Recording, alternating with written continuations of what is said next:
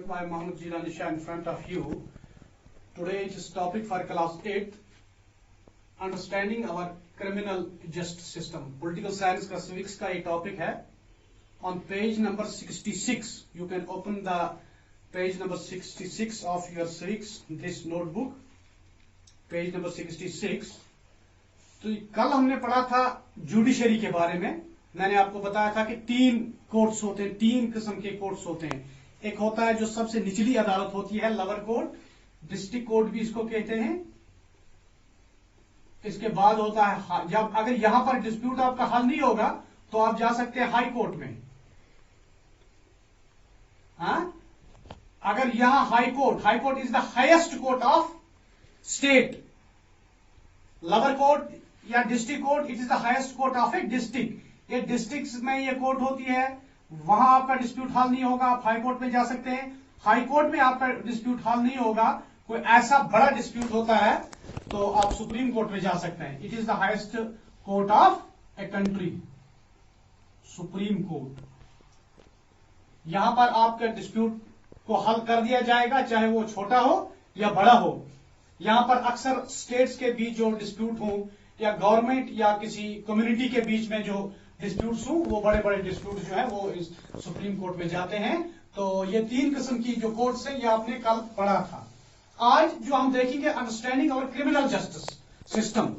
जो क्राइम होते हैं उनको कैसे डील किया जाता है. कॉन्स्टिट्यूशन के बारे में क्या कहता है कि क्राइम को कैसे डील किया जाएगा. अगर साबित हो गया किसी के ऊपर क्राइम तो पुलिस इसको अरेस्ट करती है. पुलिस का पहले अरेस्ट करने के बाद पुलिस का डायरेक्ट इन्वेस्टिगेट नहीं कर सकती है या इंट्रोगेट पर्सन को नहीं कर सकती है. वो दिया जाता है अदालत में, अदालत उसके वो परखती है, उसके केस को देखती है, बाद में होता है उसके खिलाफ क्या होगा.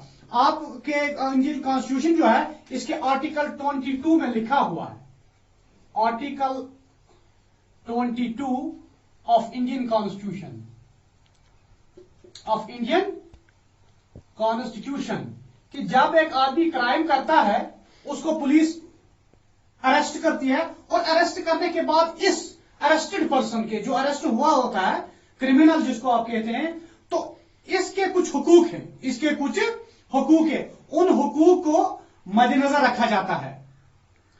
क्राइम करने के बाद जब पुलिस उसको अरेस्ट करती है, इस आदमी के जिसको अरेस्ट किया पुलिस ने, इसके कुछ हुकूक हैं. They were written in article 22 of Indian constitution. आप अपनी किताब का पेज नंबर 71 निकाल सकते हैं, मैं पढ़ूंगा, आप ध्यान रखिए. 71 page number of this your text book. Article 22 of the constitution and criminal law guarantee to every arrest person the following fundamental rights. इसके कुछ फंडामेंटल बुनियादी हुकूक होते हैं किस आदमी के, जिसने कोई क्राइम किया होता है या अरेस्ट होता है, उसके बाद वो अरेस्ट होता है, उसके कुछ फंडामेंटल राइट्स हैं. क्या? The right to be informed at the time of arrest of the offence for what the person is being arrested. Arrest करने से पहले जिस अगर पुलिस इसको अरेस्ट करने जाती है, उसको कहना है कि for what we are arresting you, we are going to arrest you, we are going to. ये याद रखना चाहिए. पुलिस किसी को ऐसे में पकड़ कर नहीं ले जाएगी, फिर थाने में उसको पूछेगी नहीं. पहले उसको बताना है, इस आदमी को जिसके खिलाफ कोई रिपोर्ट हो, एफआईआर हो, इसको बताना है कि ये गिल्टी काम आपने, आउटला काम किया है, ये गलती आपने की है, इसके बारे में आपको अरेस्ट किया जाता है. पहले इसको कहना है. It is his fundamental right. और दूसरी बात क्या है? दूसरी बात है the right to be presented before a magistrate within 24 hours. To present before the magistrate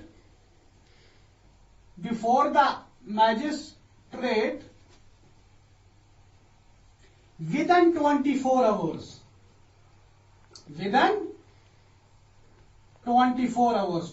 24 घंटे के बीच, 24 घंटे तक इसको अदालत में ले जाना है, मजिस्ट्रेट के सामने पेश करना है. वहां इसका भी वकील होगा और जिसने इसके खिलाफ कार्रवाई कराई होगी उसका भी वकील होगा. वहां इसके केस की तहकीकात होगी. ऐसे पुलिस 24 घंटे से ज्यादा, it is the fundamental right, उस पर्सन का जिसको अरेस्ट किया गया हो कि 24 घंटे से ज्यादा उसको पुलिस अपने पास नहीं रख सकती है।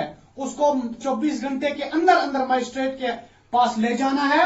वहां पर फिर वहां अदालती हुक्म क्या होगा, उसको छोड़ना है, उसको पुलिस कस्टडी में देना है, तो क्या करना है, लेकिन मजिस्ट्रेट के सामने इसको पेश करना है। कब? 24 घंटे के अंदर अंदर। 24 घंटे से ज्यादा वक्त के लिए पुलिस इसको अपनी कस्टडी में नहीं रख सकती है।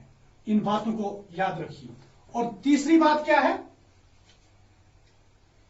The right not to be ill treated और tortured during arrest. No torture before presenting the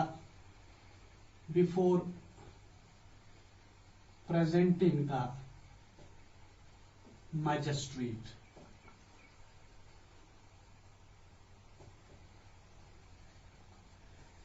जब तक ये 24 घंटे के अंदर अंदर जब तक मजिस्ट्रेट के सामने इसको पेश नहीं किया गया, फिर वहां से कोर्ट से क्या मजिस्ट्रेट क्या ऑर्डर देगा, कोर्ट से क्या ऑर्डर्स आएंगे, उससे पहले ही जब पुलिस ने इसको अपने पास रखा, वो उसको टॉर्चर नहीं कर सकती है, वो इसकी पिटाई वगैरह नहीं कर सकती है। हाँ, और चौथी बात क्या है, चौथा फंडामेंटल राइट इसका क्या है, a boy under 15 years of age and woman can not be called to the police station only for questioning.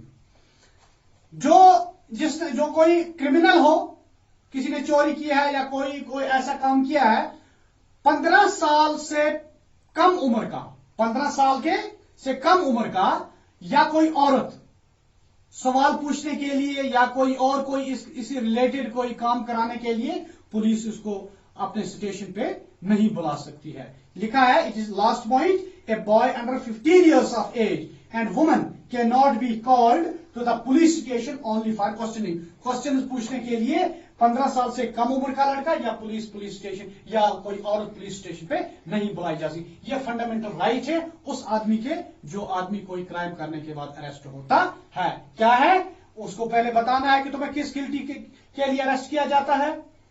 24 घंटे के अंदर अंदर उसको मजिस्ट्रेट के पास ले जाना है।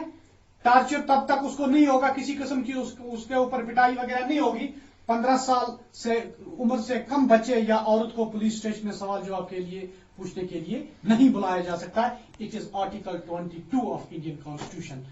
इसका दूसरा ऐसा जो है वो इंशाल्लाह हम कल पढ़ेंगे। तब तक के लिए शुक्रिया।